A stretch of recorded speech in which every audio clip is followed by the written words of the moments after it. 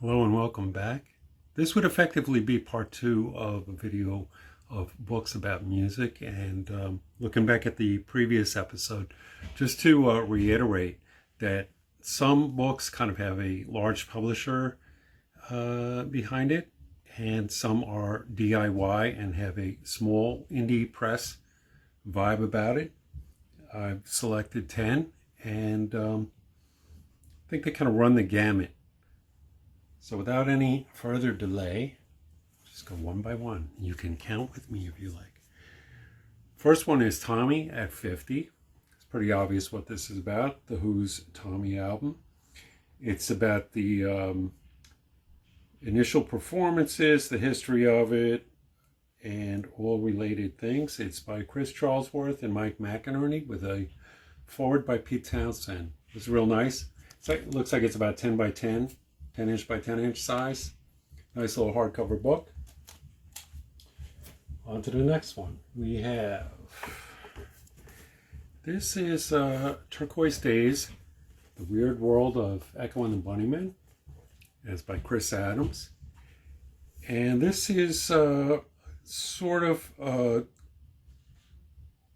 of like an oral history with quotes from different band members and music publications, and also song lyrics and quite a few photos scattered throughout. Softbound book, really nice.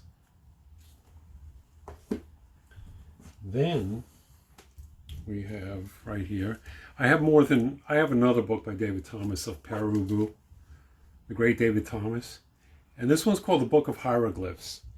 And I just want to say that I remember one time in a forum that I had talked about art and people going on and on with a detailed explanation of the premise or backstory of a piece of artwork, whether it be visual art or, music or something like that. And, I made this like grandiose statement about how I don't want all my art fully explained to me. And I would say as a rethink / disclaimer on that I really love the writing style and the mind of David Thomas, and on a very like-minded, not musically of course, but a like-minded note would be Bill Nelson. This one is Bill Nelson, Painted from Memory, Sketches for an Autobiography, and it's Volume 1, Evocation of a Radiant Childhood. This is really nice, beautifully written, a lot of photos, and, it's like the title says. It's about his growing up and getting into the guitar and everything. And those two guys, hey, use as much ink as you like, whether it be in an online forum or in a published work, because they both have really unique writing styles and a great take on the creative process. Then we have Howard Devoto of Magazine and also the Post Magazine group, sort of coexisting at the same time, I guess, Luxuria. And this is Howard Devoto, It Only Looks as If It Hurts, the complete lyrics, 1976 to 1990. Very intelligent guy, deep thinker, great lyrics.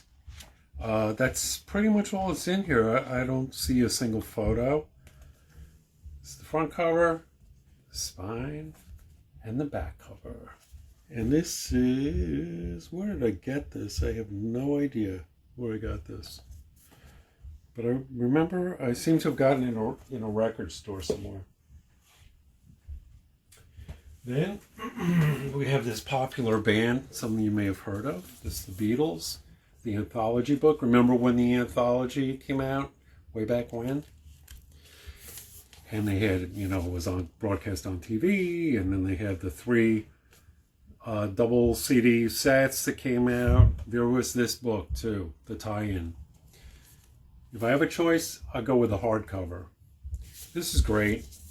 It follows that oral history format. They made a lot of them. You can track it down. Well worth it. Next up, we have a book by Edwyn Collins, the great Edwyn Collins of the band Orange Juice. Main singer-songwriter, might be the only singer in Orange Juice, and of course his solo career. And, he had at one point in the early 2000s, 2005, he had a stroke and a brain hemorrhage. I don't know which came first, but it was really debilitating.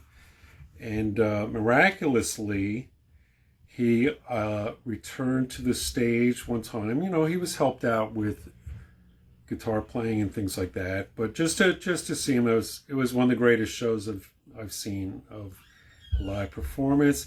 This is a book called Some British Birds. I'm sure the slang is intentional. And it's bird drawings, basically him learning to reuse his right hand and learn how to draw again. It's a lovely book. I got it at his show. And that is that one. Then the next one we have here is called Black Words on White Paper. This is a Clock DVA book. And it covers the lyrics. I believe Addie Newton is probably the sole lyric writer on this. That would stand to reason. And, it's got photos and illustrations throughout that relate to the music. And fantastic. This tougher and tougher to get, and I keep seeing the price go up. Then we have a Cathedral Oceans book by John Fox. This is beautiful. This ties in with his Cathedral Oceans ambient, for lack of a better word, albums. And also with his fantastic graphic design and photography. He does these time-lapse morphing images. If you've ever seen it on YouTube, or if you have the box set that has the DVD of Cathedral Oceans, you'll know exactly what I'm talking about. It'll be like a statue and some fallen leaves kind of slowly, to the pace of the music, I suppose, morphing one into the next. And then last but not least for this episode, we have the British music writer Nick Cant, Apathy for the Devil, a 70s memoir. Okay, in all honesty, I've not read it cover to cover, kind of skipped around, but he was there, kind of front and center, or maybe off to the side, involved in the whole 70s punk emergence and all that. Some very notable little anecdotes and things in here, worth picking up. And that is all for this episode. See you soon.